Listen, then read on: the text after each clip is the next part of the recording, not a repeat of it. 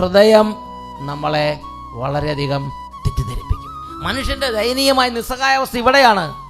അവന് മനസ്സുകൊണ്ട് അറിയാം, അവന് ബുദ്ധി കൊണ്ട് അറിയാം ദൈവത്തിൻ്റെ വചനം എന്താണ്, ദൈവത്തിൻ്റെ വഴികൾ എന്താണ്, ദൈവം എന്താണ് ആവശ്യപ്പെടുന്നത്, ഏതാണ് ശരി, ഏതാണ് തെറ്റ്, അവനറിയാം.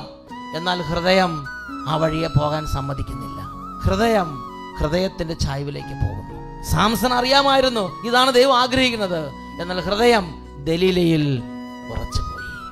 സോളമൻ അറിയാമായിരുന്നു ദൈവത്തിൻ്റെ വഴികൾ, എന്നാൽ അവൻ്റെ ഹൃദയത്തിലെ വിഷയലമ്പടത്വം അവനെ വഞ്ചിച്ച്. ആരാ ഈ ലോകത്തിൽ പാപമാണെന്ന് അറിയാത്തതുകൊണ്ട് പാപം ചെയ്യുന്നത്? നുണ പറയുന്നത് പാപമാണെന്ന് അറിയാത്തതുകൊണ്ട് നുണ പറയുന്ന ആരാ ഉള്ളത്? വ്യഭിചാരം ചെയ്യുന്നത് പാപമാണെന്ന് അറിയാത്തതുകൊണ്ട് വ്യഭിചാരം ചെയ്യുന്ന ആരാ ഉള്ളത്? ഓരോ പാപവും ഹൃദയത്തിൽ അല്ലെങ്കിൽ നമ്മുടെ ബുദ്ധിയിൽ മനസ്സിലും നമുക്കറിയാം. പക്ഷേ നമ്മുടെ ഹൃദയം അതിൽ ഉറച്ചുപോയി, അട്രാക്റ്റഡ് ആയി. നമ്മുടെ ഹൃദയം എവിടെയാണോ അങ്ങോട്ട് നമ്മുടെ ശരീരം നീങ്ങും. നമ്മളെ തന്നെ കീഴ്പ്പെടുത്തണം.